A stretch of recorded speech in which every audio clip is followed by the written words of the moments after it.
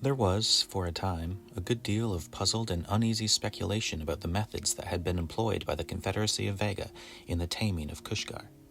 The disturbing part of it was that nothing really seemed to have happened.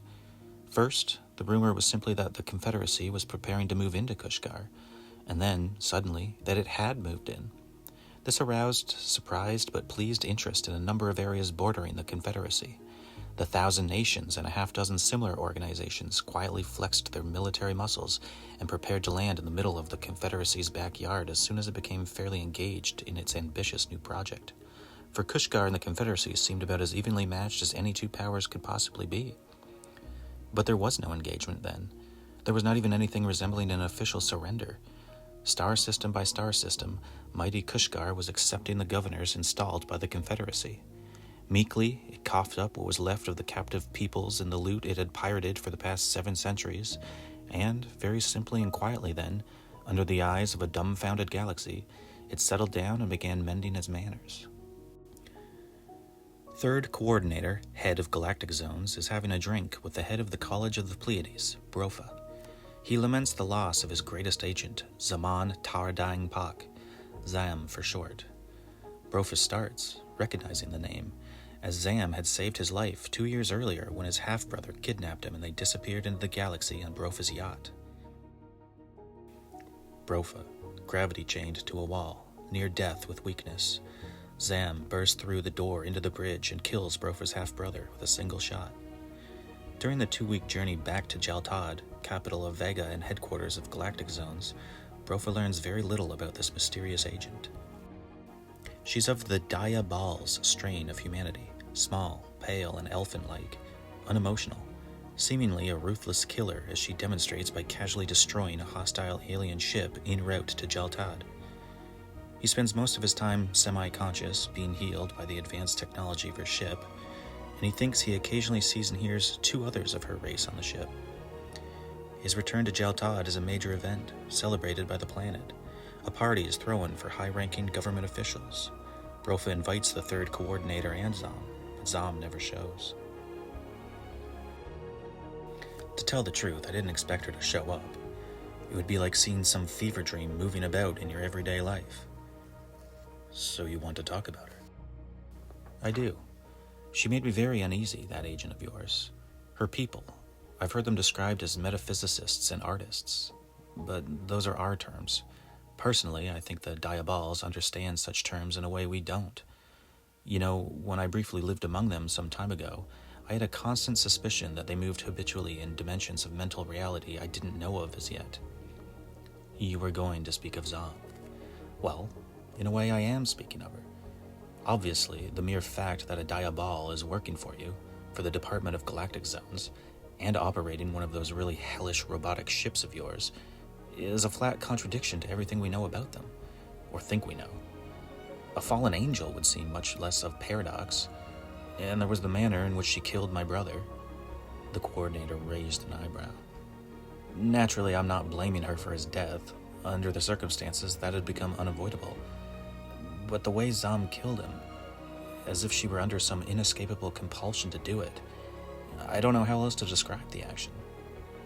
And when she destroyed the Cushgar ship on her way home, I saw her face immediately afterwards. She came past my cabin and looked in on me for a moment. I don't believe she actually saw me. Her eyes looked blind, and her face had no more expression than a white stone. It sounds thoroughly ungrateful of me, but that's about it. Except, of course, that I don't actually believe it. You know, I'd be obliged if you'd take the time to pull the facts on her and let me know the explanation. She's a killer, certainly. In fact, Brofa, you've been granted the distinction of being rescued by what is quite probably the grand champion killer of the department. Zam's a peripheral agent, roving commission, you might call it. No fixed zone of operations. When she runs out of work, she calls into Central and has them lay out a pattern of whatever foci of disturbance there are in the area she's headed for. She checks in here at Jaltad about once a year to have her ship equipped with any worthwhile innovations the labs cooked up in the interval. And the others on her ship? What others? I heard them talking, on various occasions, though I didn't make out what they said, and finally I saw them. They came past my door following Zam. He paused. I was under drugs at the time, he admitted, and under treatment generally. But I can assure you that those incidents were not hallucinations. I didn't think they were, Brofa. The coordinator hesitated. 15 years ago, Zom lost her husband and child in a space attack on a Diabol liner. There were 3 survivors, Zom was one, but they'd been unconscious through most of the action and could give no description of the attackers. The bodies of most of the other passengers and of the crew were identified, but about 50 remained unaccounted for. Zom's husband and child were among that number. She believes they were taken along, alive, by the unknown beings that wrecked and looted the ship. That's not so unreasonable, Brofa said, but he looked rather shaken suddenly. No, agreed the coordinator. Under the circumstances, though, it's extremely unreasonable of her to expect to find them again. You might say that Zom is under a delusion in that she believes she will be able to beat probability at such outrageous odds. So it's not too hard to understand that Zom hates the things she hunts. In her eyes, they must be much the same as the things that took her family from her. They might even, by coincidence, be those very things themselves. And her delusion appears to have blinded her neither to the difficulties of the task nor to the methods most likely to overcome them. A few years after her loss, she reduced the odds against her in one stroke to the lowest practical level, becoming to work for us. In effect, that put the Department of Galactic Zones permanently on the job of helping her in her search. He paused. Now, those 2 on her ship, can you describe them? Brofa thought. It was dark and I was drugged, but there is no doubt in my mind. It was a man and a boy. I thought it would be that. Well, it's an unpleasant notion to our way of thinking. There's a flavor of necromancy to it. They were marionettes, Brofa. Androids in the likeness of those she's lost.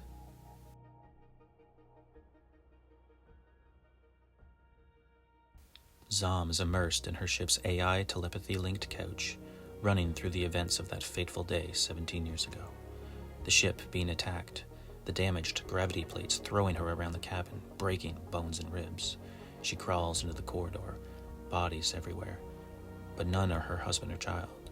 She looks down the opposite end of the hall, a brief glimpse of one of the invaders, but nothing more. She studied that single moment of memory 1,000 times, hoping for a breakthrough, an unseen insight, but it never comes.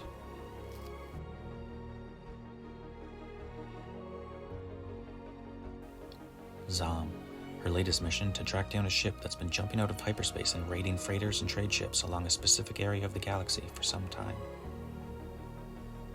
Having failed to catch the ship in action on several occasions now, she tries a different tact, buying a freighter, abducting a crew of pirates from somewhere else entirely, and mentally conditioning them with her psi abilities to crew the ship. She sets them up as bait and quickly captures her quarry in the act. She boards with her robots, kills or maims the entire crew, then reads the minds of those left alive, as she always does. But this time, one of these crew, they've seen her lost husband and son. She sees them through his memories as he last saw them, older, but unmistakably them. After slaughtering him, the rest who remain alive, and destroying their ship, she calls the 3rd coordinator. Zom, they're in Cushgar. I know the planet and the place. I saw them, the way it saw them. The boy's getting pretty big. It's a gray house at a sort of hospital. 17 years they've been working there. 17 years working for them. You can't go there alone. How else? Who'd go with me? Anyway, I've got to take the ship, and I wanted to tell you. The coordinator shook his head. Zom, you earned the ship with your 2nd mission, but you can't go alone. Look, you'll be passing near enough to Jaltad on your way there anyway. Stop here, and we'll think of something. You can't help me. You can't send anyone into Cushgar. You've lost every agent you've ever sent into that empire. You send a fleet squadron in and it's war, and then the other empires, like the 1,000 Nations, will jump us the very next day. There's always another way. You stay near your transmitter, and I'll call you as soon as we can arrange some reasonable method of extraction. No, and I can't take any more calls either. I just got off a long run. I'm going into deep rest now until I make first hostile contact. I've only got one try, and I've got to give it everything. There's no other way, and there aren't any reasonable methods. I've thought it all out. But thanks for the ship. The third coordinator informs Snoops. Snoop's only job is to know everyone in the department and everything about them. She's got friends in the department who'd want to know. I'm leaving this with you. So, sighing, Snoops begins looking into the current location of all 42,000 and a couple hundred agents of galactic zones. Zom wakes up from deep rest. Or perhaps it's one of those pleasant deep rest-induced dreams, for she hears familiar voices throughout the ship.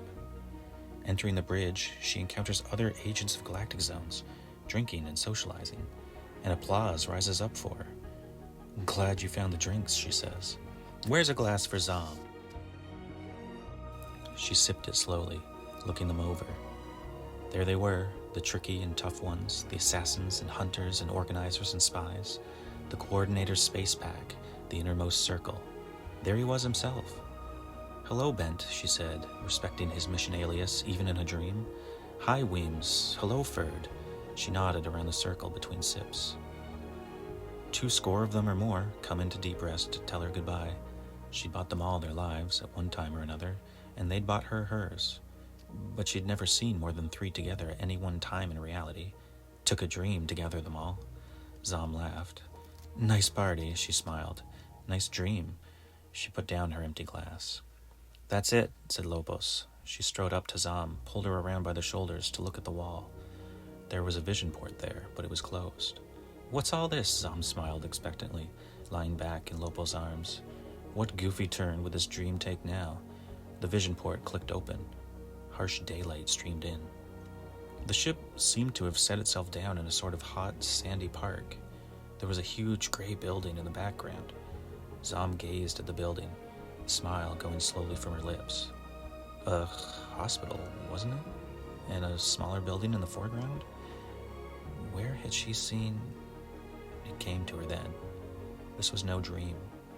She took a step, and another step, and then she was running. So that's how it was. All we'd really intended was to hold that dead straight course and smash whatever light interception they threw at us, all the way in. That was to make sure they'd bunch up every heavy ship they had on that line to stop us before we reached the center of the Empire.